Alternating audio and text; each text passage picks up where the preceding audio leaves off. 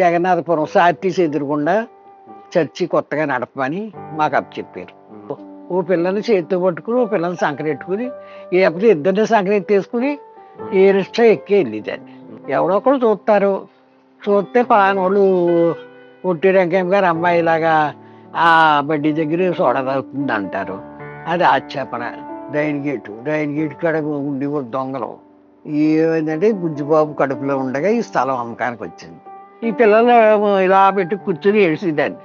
ఆడ కొట్టడాకే లేదు, కొట్టబుద్ధి వేసేది కాదు. అమ్మమ్మ 1000 రూపాయలు ఇచ్చేసి వచ్చింది. మా అమ్మాయి సహాయమే అది.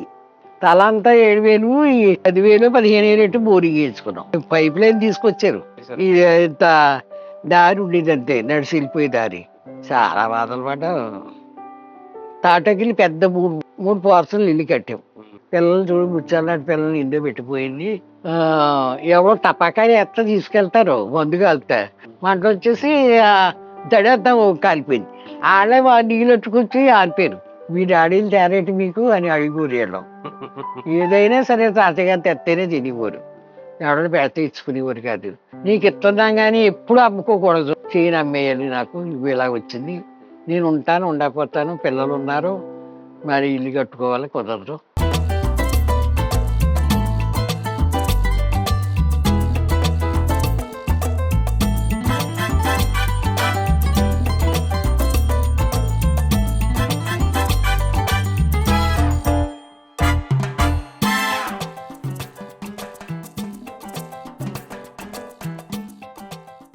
అలాగని తలా చేసుకున్నాను.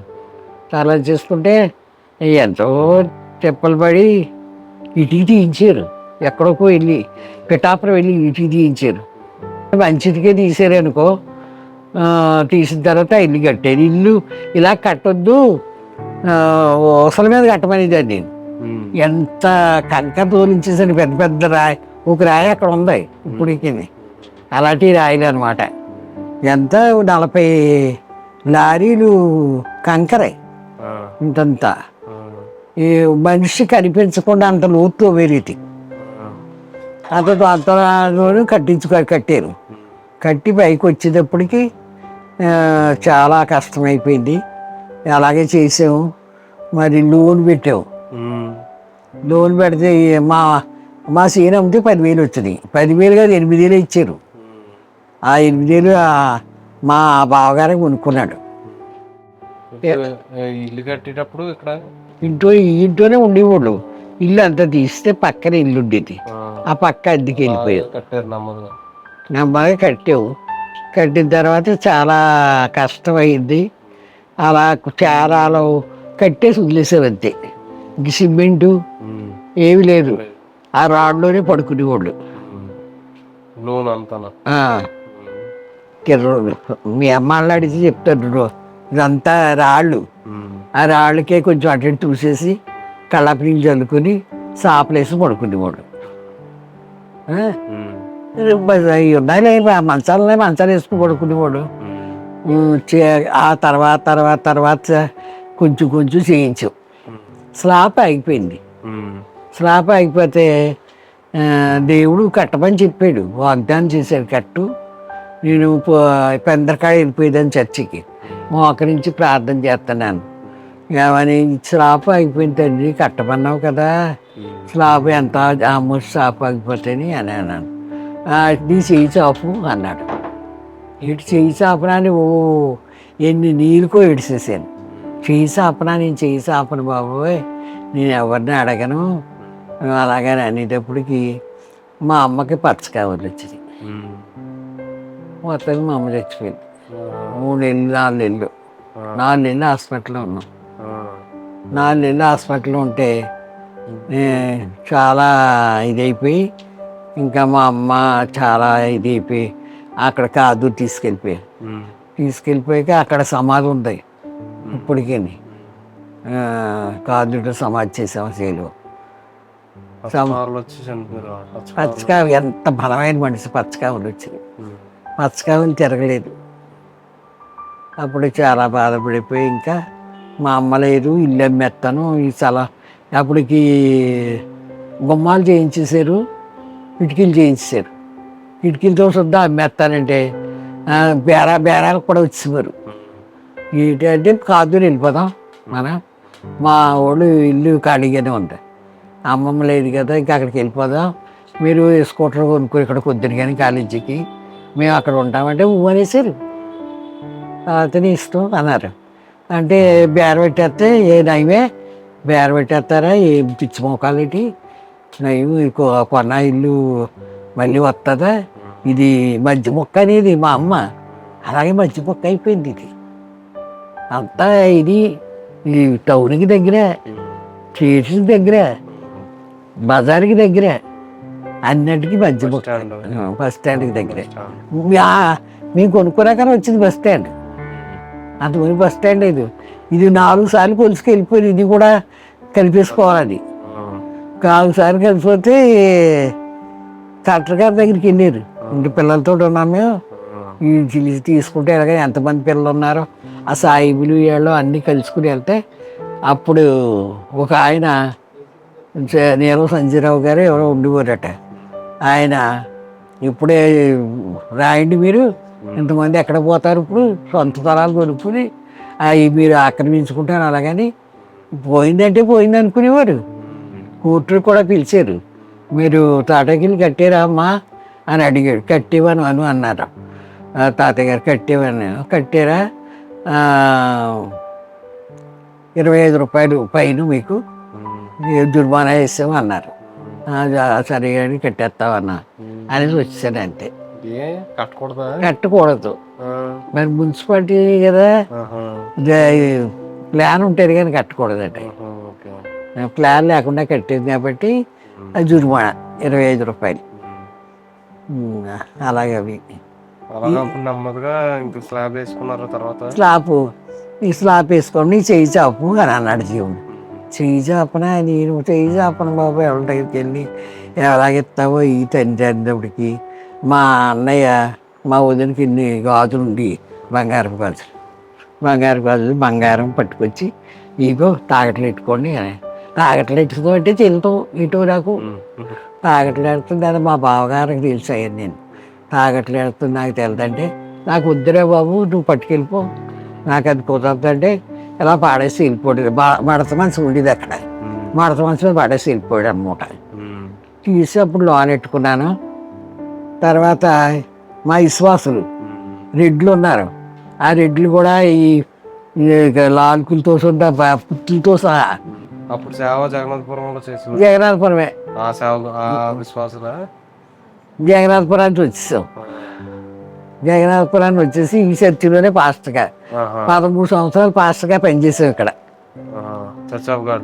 సత్యంఘాట్లో. అంటే ఒక సంఘంలో, ఇక్కడ వేరే సంఘం ఉందా? వేరే సంఘం ఉంది. వేరే సంఘం అంటే ఈ బైబిల్ స్కూల్ పిల్లలతో సొంత సంఘం, పెద్ద సంఘం. అదంతా ఏసీ చర్చ్ చేసాడట. ఎవడో జ్యోతి కుమార్ ఎలాగని ఆడు ఆ కొడుకుని పెట్టుకున్నాడు ఓవర్సేర్గా. సో అతను చచ్చిపోయాడు ఓవర్సేర్ చేసి, అతని పనిలో కొడుకు వచ్చారు.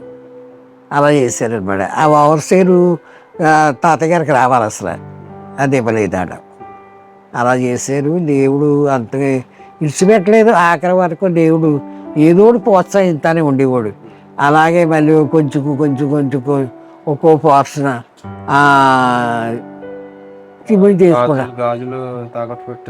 తాగట్టు పెట్టి మరి అప్పుడు 24,000 అయింది అంతే స్లాబ్కి. అప్పుడు 24,000 మళ్ళీ ఆదివారానికి వచ్చేసినాయి.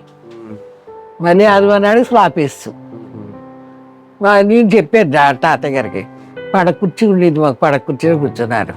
దేవుడు డబ్బులు ఇస్తానంటున్నాడు అండి, మరి నీ చేయి చాపంటున్నాడు, మరి అది ఎటు కానీ తెలియదు అని అన్నాను. ఎక్కడి నుంచి వచ్చేస్తారు ఆయన మూట, ఎందుకు ఇలాగే తాటాకి వేసేస్తాను పైన, ఇంకా స్లాబ్ మనం వేయించలేము అన్నారు. ఆ దేవుడు ఇస్తా అని చెప్పాడు.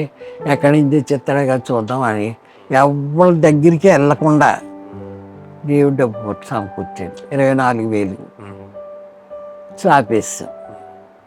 స్లాబ్ వేసాక అలాగ ఒక్కోటి కట్టుకుంటా వచ్చి 2 పోర్షన్లు స్లాబ్ అంతా ఒకేసారి వేస్తారమ్మా? ఉమ్, ఓకే.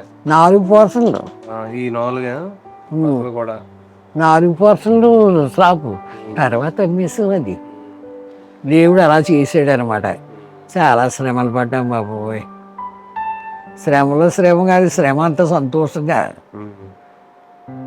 ఇప్పటికి లోన్ తీసుకొచ్చారు, అది అలా తీరుస్తూ ఉన్నారు. ప్లస్ దేవుడు ఇలాగ స్లాబ్ వేయడానికి అన్ని ఆయన అమర్చాడు. అప్పటికి ఇంకా అలాగా టీచర్ గానే పనిచేస్తూ మాస్టర్ గా పనిచేస్తూ అలా ఉన్నారు. ఇక్కడ మరి పశువులు ఏమి ఉండేవా? గేదెలు ఉండి 4 గేదెలు. తాతయ్య గారు పాలు పితికేవారు, నేను పాలు పితికిదని ఆ పెద్దమ్మ కూడా పితికిది. ఓ గేదెలు కొన్నారు ముందు ఇల్లు కట్టేటప్పుడు. తునేలు కొనుక్కొచ్చారు. ఆ గేదె ఎప్పుడు పాలు ఇవ్వాలంటే అప్పుడు ఇచ్చేసింది. కొంచెం తౌడే అట్టే చాలు పాలు ఇచ్చేసింది. 4 గంటలకైనా సరే 2 గంటలకైనా సరే పాలు ఇచ్చేసింది. అలాంటి మంచి గేదె అనమాట అది. మంచి గేదె అయితే ఆ గేదెలు 4 గేదెలు, అలా 4 గేదెలు అయిపోయినాయి. 4 గేదెలు కొన్నాళ్ళు మా చెల్లెళ్ళు పెంచారు. తర్వాత ఇక్కడికి తీసుకొచ్చారు. ఈ పెద్ద ఇదైపోయింది. మరి అలాగే అందరికీ పాలు వేసేవాళ్ళు. గడ్డి కొనుక్కొచ్చారు తాతయ్య గారు వెళ్ళి. ఆ గడ్డి ఎంతైనా సరే గడ్డి మనం మాంసం కూరదంటే అలాగే అది వాళ్ళకి పచ్చగడ్డి తెస్తే గేదెలకి అలా బాగుంటుంది అని ఊరేయటం. అలాగని కోసుకొచ్చి అలాగే కొనుక్కొచ్చారు ఇక్కడికి వచ్చి. ఇప్పుడు వస్తున్నాయి రావట్లేదు కానీ ఆ గడ్డి మోపులు కొనుక్కొచ్చేవారు. ఎన్నో కూరగాయలు పంపించి ఇచ్చేసారు. పుచ్చకాయలు, దోసకాయలు తెగబండేసి. మట్టి కొత్త మట్టి కదా, మంచి మట్టి కదా, మట్టి మీద బాగా వచ్చేసి వేసేవారు. ఇంకా బీరకాయలు కాసి పొట్లకాయలు కాసి ఆ డాబా మీదకి ఎక్కించేవాళ్ళు. చిక్కుడుకాయలు, ఆనపకాయలు పెద్ద పెద్ద ఆనపకాయలు ఎక్కడే కృష్ణా జిల్లా గిత్తనం. మరి చిక్కుడుకాయలు ఎన్ని కదా కోసినప్పుడల్లా గంపటవి అందరికీ పెంచి పెట్టేస్తాయి. ఆ గంపటవి ఎంత రుచిగా ఉండేవో. ఆ ఇత్తనమే లేదు ఇప్పుడు. మరి తర్వాత మళ్ళీ మన పరిచర్య అంటే గొడవ పెట్టుకున్నారు. అక్కడ గొడవ పెట్టుకు వచ్చేసారు చచ్చప్పగడ్డ నుంచి. గొడవ పెట్టుకు వచ్చేస్తే ఇంక ఏం చేయాలో ఏం అర్థం అవట్లేదు. అందరూ వచ్చేస్తున్నారు. ఏంటి మీరు అక్కడ రావటానికి వీల్లేదు, అక్కడే పరిచయం చేయాలి, మీరు వాళ్ళు వెళ్ళిపోమన్నారా, మీరు వచ్చేసారు, నేనే వచ్చేసాను అనేవారు. అక్కడ ఏ రాజకీయ గొడవలు ఎక్కువైపోయినాయిలే. ఏదో పిల్లలు చచ్చి నడిపించేవాడు. 13 సంవత్సరాలు నేనే శ్రేణ మీటింగ్ నడిపించిందండి. ఆడ పెద్ద చదువుకున్న వాళ్ళు అయినా శ్రేణ మీటింగ్ నడిపించిందని ఎంతోమంది వచ్చేవారు. దేవుడు అలా చేసేది. సరే అమ్మా, అయితే రేపు పరిచర్య ఎలాగా దేవుడు బయటకు తెప్పించాడు దర్శనాలు 7 రోజులు ఉపవాసం ఉన్నారు.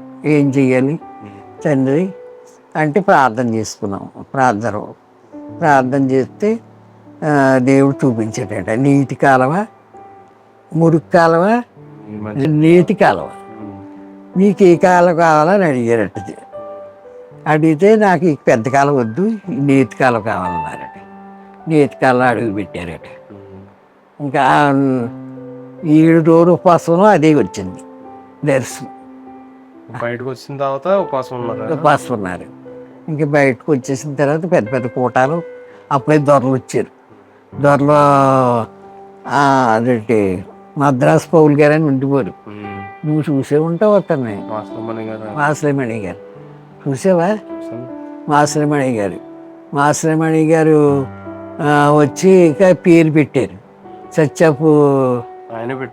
సత్యపీస్ అని. అక్కడికి వెళ్ళారు. వెళ్తే దేవుడు ఇలా బయలుపరిచారు అని చెప్పారు. ఈయన వచ్చేసిన తర్వాత ఆ నీటి కాలంలో ప్రవహిస్తూ ఉంటే అందరూ అటు వెళ్ళిపోయారు. చాలామంది ఇటు రాలేదు. నరసింహ వీళ్ళందరూ కొంతమంది తర్వాత వచ్చారు. గుల్జాజ్ గారు వచ్చారు ముందు. 7గురితో మా కుటుంబంతో ప్రారంభించావు. మాకు సేవ కావాలి కదా. ఏం చేసాం మేము, ఈ పాకట్టుకెళ్ళి అక్కడ వేసాం. బిల్డింగ్ కట్టుకున్నది పాక పాక అక్కడ వేసాం.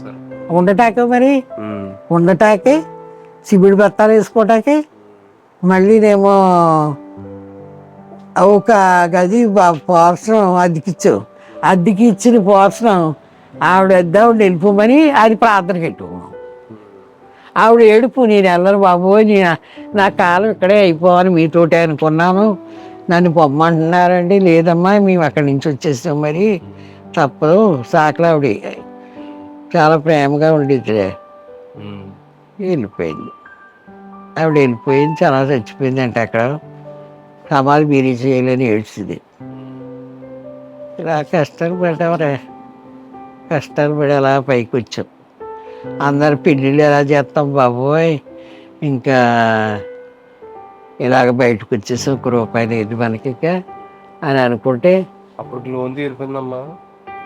లోన్ తీరలేదని కోపం వచ్చే ఇల్లు అమ్మేసాను. లోన్ తీరలేదు, ఎక్కడైనా ఇచ్చేస్తాం, పిల్లలు పెళ్లి చేయాలి.